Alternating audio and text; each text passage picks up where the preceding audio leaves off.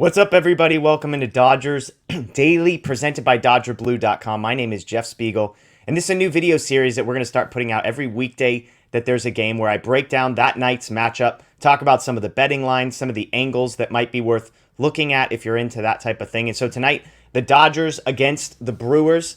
Eric Lauer on the mound for the Brewers, Julio Urías on the mound for the Dodgers. Looking at the betting lines here, the Dodgers heavy favorites, as you would expect, minus 255 on the money line. The total is 8. Under is even money. The over is minus 120. And minus 120 if you want to take the Dodgers minus 1.5. Of course, the Dodgers just split with the Brewers last week, so this is a team that everybody is familiar with on both sides of things. Dodgers coming off a sweep of the Marlins over the weekend. Of course, the Marlins not necessarily technically in the same league, not in the same stratosphere as a team like the Brewers. One thing that's interesting about this matchup, something to watch, is that both teams are familiar with the other pitcher, having just seen them. The Dodgers saw Eric Lauer last week. Lauer was good. 7 innings, 4 hits, 2 earned, 3 walks, 7 strikeouts. This was the game against Tony Gonsolin, in which the Dodgers won 2-1. On the flip side, Julio pitched against the Brewers. 5 innings, 4 hits, no earned runs, 2 walks, 6 strikeouts. That was a 4-0 win. Couple numbers on Julio that were pretty surprising to me, things that I hadn't seen. The Dodgers have won The Dodgers have won his last 11 starts. Julio has recorded a win in 10 of those 11. So if you go back to his 20-win season when he was a Cy Young candidate, and it felt like every time he was out there, the Dodgers were winning, it feels like we might be on that type of stretch. We've talked about Julio in this space before. The velocity is ticking up. The stuff is improving. Looking at those last 11 games, 4 times he has allowed no runs, 4 times he has allowed 1 run, 1 time he's allowed 2 runs, 1 time 3 runs, and 1 time 5 runs. So you're looking at 9 starts in his last 11 in which there have been 2 or fewer. That's why when you look at the total, the under even money of 8 might be an interesting thing if you think Lauer can keep the Dodgers off the scoreboard. Looking at some of the betting lines, I like to look at the pitcher props, the batter props. Nothing I really like on the pitcher side tonight.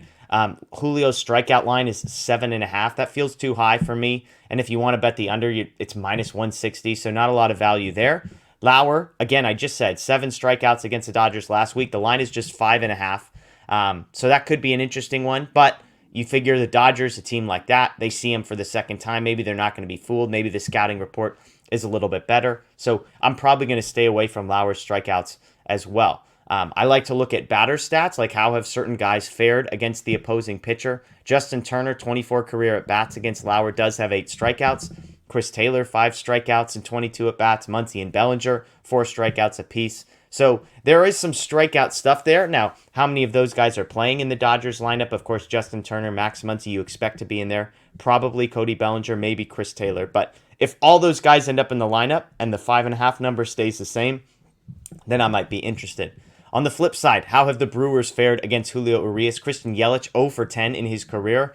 And these guys haven't fared too well. Victor Caratini, Rowdy Tellez are the only ones with a batting average above 300. Each of them have something like 4 career at-bats. So small sample size, of course, but that's good news for the Dodgers, good news for Julio Urías. So let me give you my 2 bets of the day. I'm going to pick one bet that is under odds, so minus odds, and another bet that are over odds. And the under odds, the negative odds, this one's, you're probably going to look and be like, well, thank you for this. No surprise there. But I'm going to bet Trey Turner and Freddie Freeman both to get a hit. You parlay those two over 0.5 hits, it's minus 130. Look, we know what these guys have done.